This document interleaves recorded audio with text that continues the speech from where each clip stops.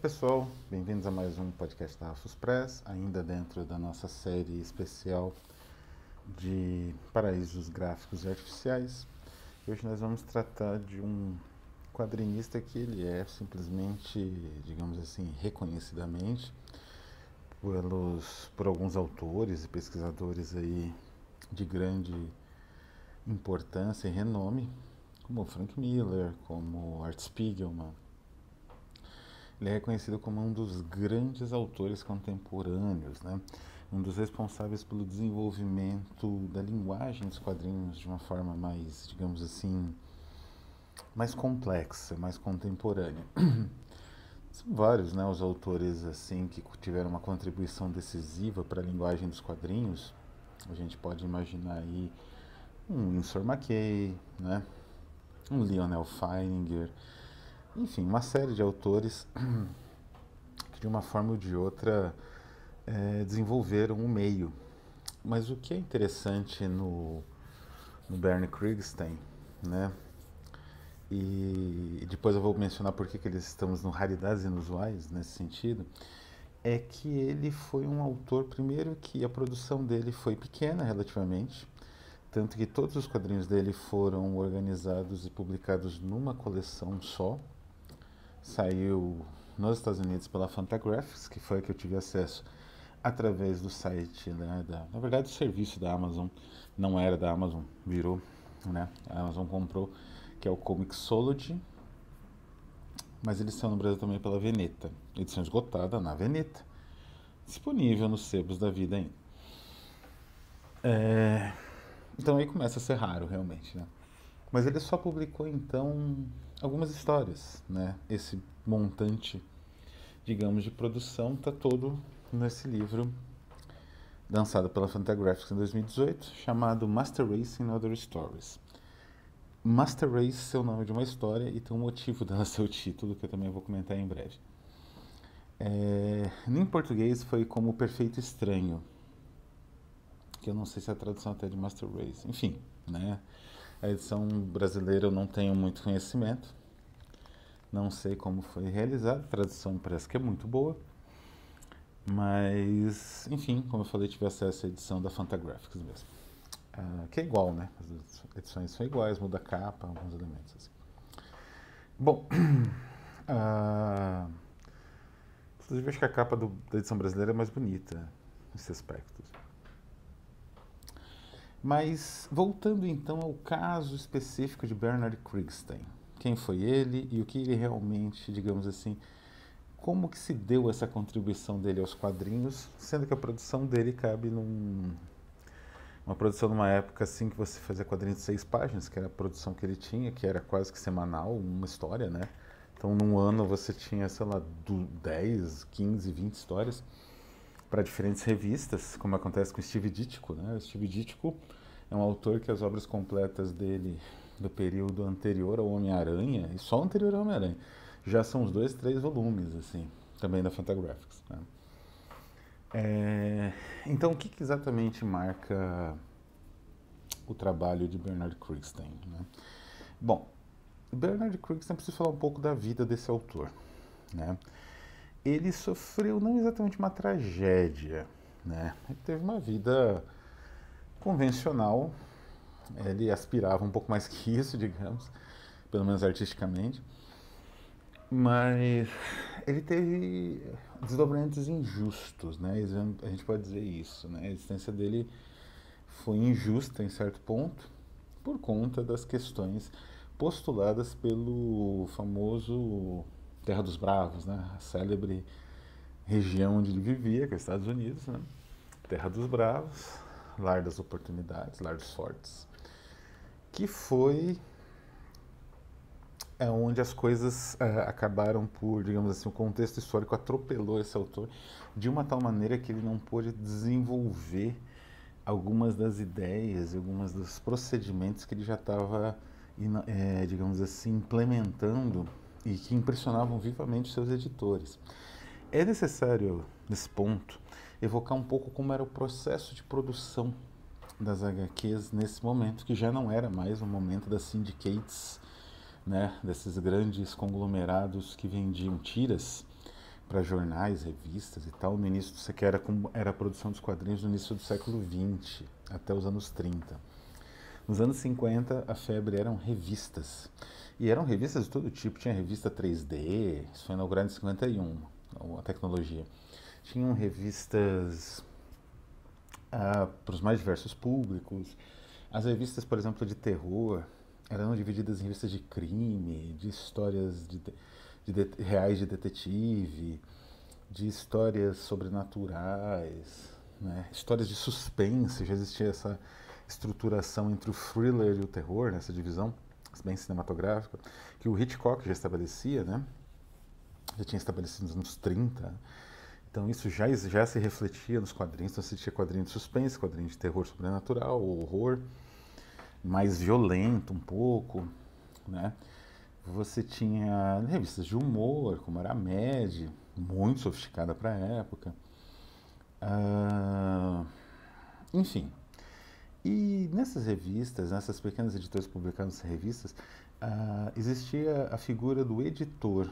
O editor era uma figura muito importante. Ele não só tinha as funções de um editor, normal, que é editar o livro, né, ajustar, ver problemas, trabalhar para que o livro saia o melhor possível, né, receber o livro da revisão e adequar, receber o livro do autor e adequar, enfim, né, trabalhos editoriais padrão. O editor, além de fazer um pouco disso, ele também escrevia bastante. E ele era o responsável, na verdade, pela estruturação das histórias curtas. Como eu falei, as histórias eram curtas, as revistas tinham algumas poucas histórias. Então, muitas revistas tinham um editor-chefe e vários editores que trabalhavam ali com uma parte de guerra. Isso aconteceu, por exemplo, com a EC Comics, a célebre EC Comics, né? Que era uma editora de quadrinhos bíblicos, também vamos deixar claro. Quando o pai do Bill Gaines, do William Gaines, faleceu, ele se tornou editor em chefe, ele imprimiu a marca dele e mudou a orientação da revista. Então era assim que funcionava. Então era muito comum, isso criou uma imagem de quadrinhos, quando a gente vê quadrinhos antigos do Batman, do Superman, eles têm isso, Capitão América mesmo, que era assim, você via aqueles textos, quadrinho quadrado, e algum desenho inventivo no meio. Isso afeta muito o trabalho, como eu falei aqui, do Steve Ditko, né? Que era um autor que era desses bastante submetido a esse regime de produção, que trabalhou muito tempo com Stan Lee, que recebeu todo o carinho do Bernard Krigstein, não é? Que era um autor que tendia a ser muito mais rebelde nessas condições de trabalho. Como eu falei, o editor ele escrevia tudo e o desenhista basicamente ilustrava o texto escrito pelo editor. Às vezes, a depender, você tinha uma espécie de argumentista, que era um cara, no caso da EC Comics, a gente vai ver aqui um exemplo, era um cara como o Ray Bradbury. Ele escrevia o argumento e aí o editor escrevia os diálogos e as caixas de texto explicativas, né, os cartuchos, e o desenhista desenhava. A estrutura era até simples, né? É claro que na EC você tinha artistas de enorme excelência, então isso era meio... acabava que isso era subvertido constantemente, e isso era deliberadamente subvertido. É interessante que um autor como Al Feldstein, né, ele era editor e autor também. E como editor, ele já começava a perceber a necessidade de criação de uma linguagem mais dinâmica, que só aquela padronização mais ou menos herdeira do Príncipe Valente dos anos 30 ainda já começava a se tornar ineficiente pela vontade que os artistas tinham de estilização. Artistas como o próprio Bernie Krigstein. Então ele começava a variar os quadros, a tentar construir pequenas raccords narrativos digamos assim, na sucessão de quadros. Então já era diferente a maneira como ele estruturava a história, fora que ele fazia mais ou menos esboços de tudo que ele queria ver no quadrinho, uma vez que ele também, acho, se não me engano, ele também era desenhista. E aí que entra o nosso querido Bernie Krigstein, né? O Bernie Krigstein, ele foi um pintor, na verdade um artista de formação clássica, que tinha problemas crônicos de dinheiro, como acontece com artistas de formação clássica. Clássica que eu digo era assim, ele tinha um amplo repertório, bem grande, bastante grande mesmo, de construção artística, de pesquisa, né? Era uma pessoa bastante, mesmo considerando autores, como eu falei, né, como o Dítico e outros que trabalhavam nessas revistas que tinham uma excelência de produção considerável, o Krugstein tinha um plus, digamos assim, que era justamente esse conhecimento vasto, conhecimento histórico de pesquisa. Então ele foi foi convidado pelo Bill Gaines e pelo Feldstein, né? Só que o salário era baixo. Mas aí o próprio Krugstein pensou, então ele pensou, eu vou produzir um pouco mais e aí tudo bem, eu vou ter a minha produção, né, meu retorno financeiro nesse caso. E ele acabou entrando então para a EC.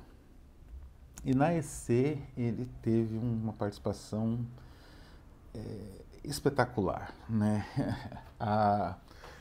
Deixo para os arqueólogos, né, encontrarem ou a edição portuguesa, a edição brasileira, né, O Perfeito Estranho, ou a edição em inglês Master Race and Other Stories, para vocês terem uma ideia do funcionamento da arte desse cidadão. Mas eu separei aqui 3 histórias que eu queria comentar, 3 não, 4 na verdade, então um extra, que eu queria comentar mais ou menos com um pouco devagar. A primeira história é Flying Machine, que é a segunda história que ele fez para a EC. Essa história foi muito elogiada pelo próprio Bradbury, que fez o argumento. É um conto dele. É uma história... Tem 2 histórias aqui que se passam na China. Então ele tinha, por conta do domínio das semânticas e sintaxes artísticas, ele era convocado para esses trabalhos meio exóticos, né? Onde tinha exotismo. Então aqui, no Flying Machine, tem um imperador chinês, que, como o nome diz, ele é acordado por um... Acordado não, ele está fazendo alguma coisa, tinha recém-levantado, né, recém-acordado, e um servo vem noticiar que tinha visto uma máquina voadora nos céus, né, voando pelos céus da China. E aí ele resolve falar com o indivíduo que montou a máquina voadora, na verdade uma espécie de pipa, né? Por isso o conto chama-se Flying Machine, é o tema e é o essencial da trama. Tem um certo ar kafkiano, tem uma certa lembrança vaga da Grande Muralha da China, do Kafka, né? Provavelmente o Bradbury leu e se inspirou, uma boa inspiração, né? Essa história é do Ray Bradbury, argumento, e o script do Al Feldstein, que era o cara que mais trabalhava, né, com o Krugstein. Inclusive, o Krugstein comentava que o esquema do Feldstein, embora fosse bastante engenhoso, era insuficiente. E nessa história ele aplica um outro esquema, que aqui começa realmente a se perceber a genialidade das construções do Krugstein. Porque o que ele faz? Ao invés de fazer um efeito de lente, de aproximação, de traveling, alguma coisa usando só 3 quadros, que fica pobre, ele cria uma espécie de ponto de vista, de percepção das ações dos personagens nesses quadrinhos, que é como se fosse a ação que você contemplaria mesmo, assim. É um ponto de vista fixo em que os personagens vão mais ou menos interagindo, utilizando a clivagem, né, da elipse do quadrinho, que é a essência do quadrinho. Você percebe a oscilação de sentimentos desses personagens conforme a história vai progredindo. E ele aplica esse, digamos, ponto de vista, como que eu posso explicar? Um ponto de vista ao mesmo tempo cinematográfico e quadrinístico, cronofotográfico, vamos dizer assim. Ele aplica esse princípio 2 vezes nesse quadrinho, e numa terceira, né, que os quadrinhos dele em geral tinham 6 páginas, né? Num terceiro momento ele aplica um princípio parecido, só que com quadros bem diferentes, que é um momento ali crucial, um momento, na verdade, mais climático da trama. É uma história sensacional, de meras 6 páginas, né? Mas que explora todas as possibilidades do quadrinho. Inclusive a estruturação da história leva em consideração aquelas ilustrações chinesas que eram feitas em scroll, né? Em rolos de papel, e que você tinha uma espécie de pôster, uma visão de toda uma cidade, coisas assim, com várias interações, né? Então tem uma referência histórica, é uma obra muito completa para ser o segundo quadrinho do autor, que foi elogiado nesse ponto já pelo próprio Bradbury, né? Isso estimulou o Kristen a se lançar em experimentações mais e mais radicais, né? Tem uma história bem curta dele, bem interessante, que parece quase um filme expressionista, que chama You Murderer, que é de quem que é? Do Otto Binder, que era também um editor, fez o script, em que você tem uma espécie de gnomo, enfim, um ser deformado, né, fisicamente deformado, que utiliza uma espécie de hipnose para levar o protagonista, que se confunde, é uma história narrada em primeira pessoa, então é como se fosse o próprio leitor, o ponto de vista do leitor, a cometer assassinato, um assassinato no caso, né? E isso fica sem explicação no final, porque o final se conecta ao início. É a primeira frase do início, como acaba a trama, só que não com uma frase, mas com, não é, digamos assim, aquela frase do início, a primeira, que tem um contexto específico, ela se repete no final com um novo contexto que explica tudo, né? Novamente, é uma história muito experimental, inclusive o Kristen assina como Caligari Kristen, muito engraçado, Dr. Caligari Kristen. Tem muita influência do expressionismo, a cidade, né? É uma cidade de delírio, de alucinação, uma cidade bastante expressionista, né? Ele tem um procedimento interessante de passagem de quadros, né? Então, esses trechos mais expressionistas, os quadros têm uma passagem meio diáfana, que não fica muito claro a delimitação do quadro, né, do quadrinho. E isso é genial, né? É uma linguagem muito sofisticada, e o Murderer é uma história curta, experimental, que tem essa tremenda sofisticação, né? A penúltima história, Pipe Dream, é uma história sobre consumo de ópio, né? O tema do nosso Catarse. E a abordagem do Kristen é assim, a abordagem gráfica é muito, muito instigante, né? O script é do Johnny Craig, que também era artista da casa, mas também era editor e fazia, né, como eu falei, esse trabalho de colocar os diálogos, né? E é uma história bastante verbosa, né? Tem bastante texto, mas ela é muito bem escrita até, né? Tem uma questão ali também de exotismo, mas isso é o menor dos pontos abordados na história. O que interessa realmente é essa ideia do sonho que se torna realidade e o sonho provocado pelo ópio. E aqui, de novo, as paisagens de sonho, os quadrinhos, as delimitações somem, como se fosse realmente uma coisa só, que é essa impressão do sonho induzido por drogas ou por algum tipo de desequilíbrio químico no cérebro, né? De novo, são só apenas 6 páginas, né? Você sente falta, né, de um quadrinho mais longo de um autor tão bom. E o último, e o mais importante, mais relevante e que influenciou toda uma geração, né, de quadrinistas é o Master Race, que é a história do próprio Bill Gaines, né, William Gaines, o editor em chefe, com o Al Feldstein e o script do Al Feldstein. É a história publicada em 1955, mas desenvolvida, ela ficou de ser publicada antes, né? Praticamente o ano da primeira documentário sobre o Holocausto, que é Noite e Bruma, do Alain Resnais, é a história de um homem num metrô. E esse homem nesse metrô ele vê uma pessoa vestida de preto, muito estranha. E aí ele tem as lembranças do período em que ele foi um comandante de campo de concentração na Alemanha nazista.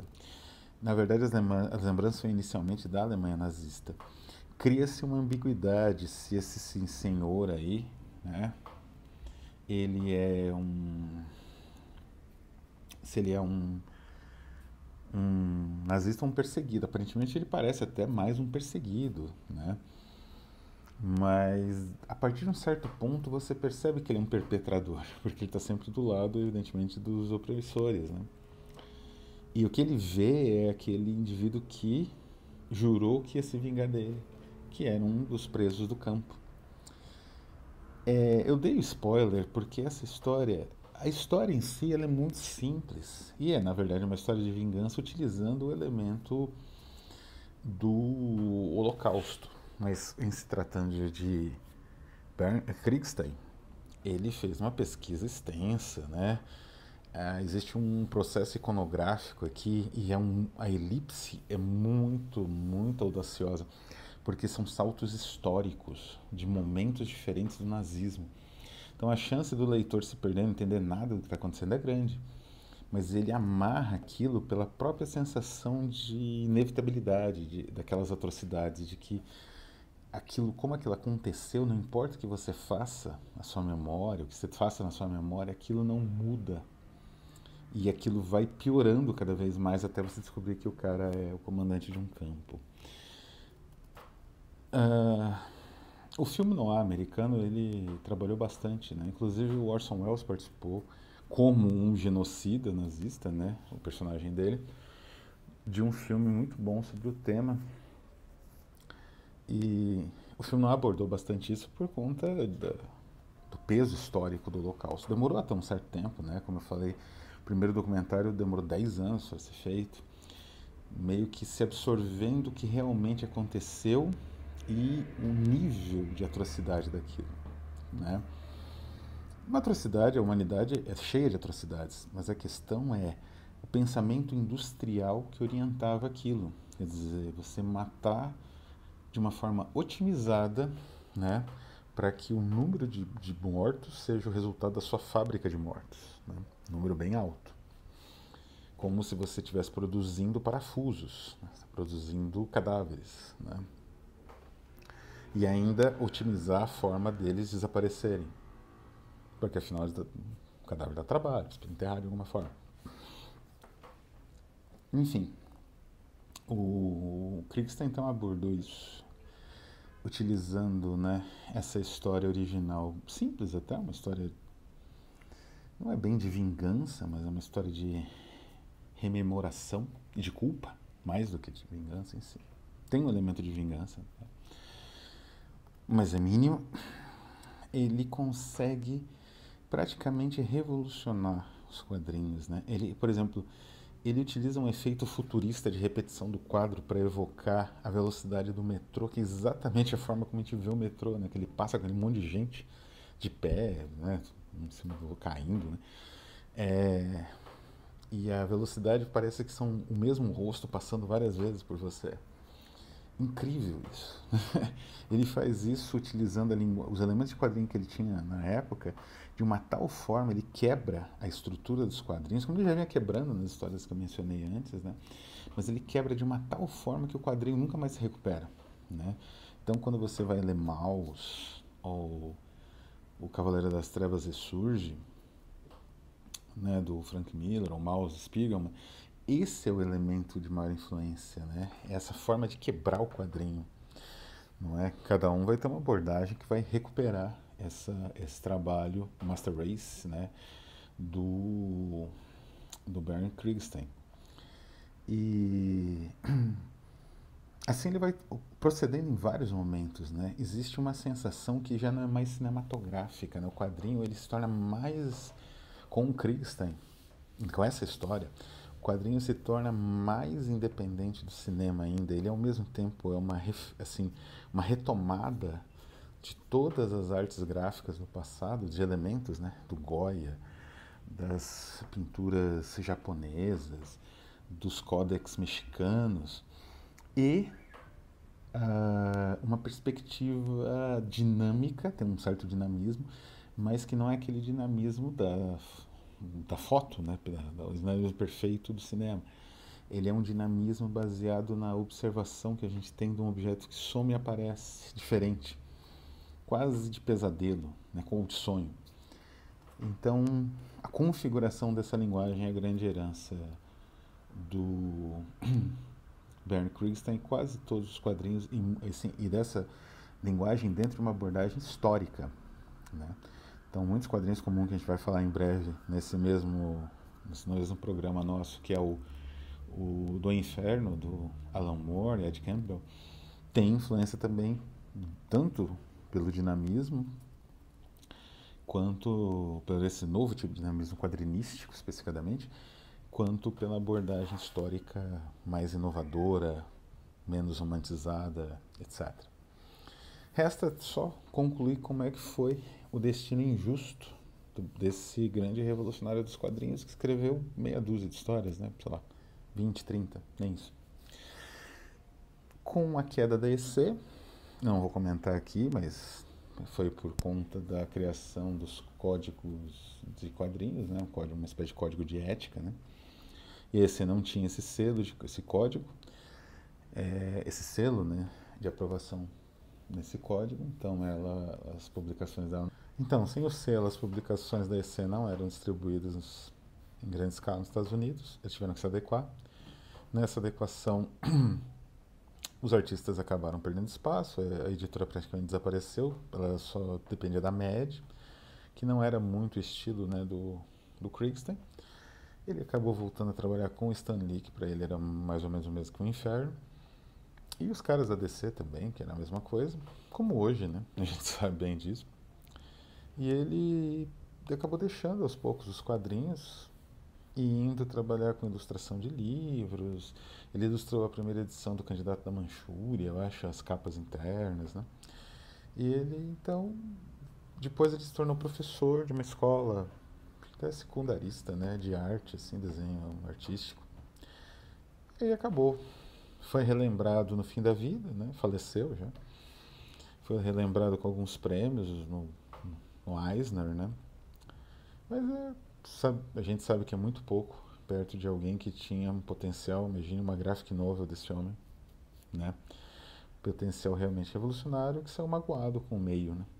Não é o primeiro, não foi o primeiro, não vai ser o último, porque o mesmíssimo destino teve, por exemplo, Kent Williams, né, que foi um grande desenhista, muito inovador nos anos 80, e hoje trabalha com design, né, com ilustração artística, design, não trabalha mais com quadrinhos, porque é uma indústria bastante cruel.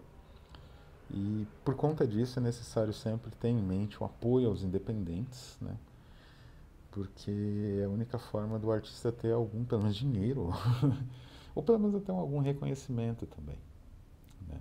Então é isso, espero que vocês tenham gostado, que apoiem nosso projeto e semana que vem estaremos com um novo vídeo. Um abraço a todos e até a próxima.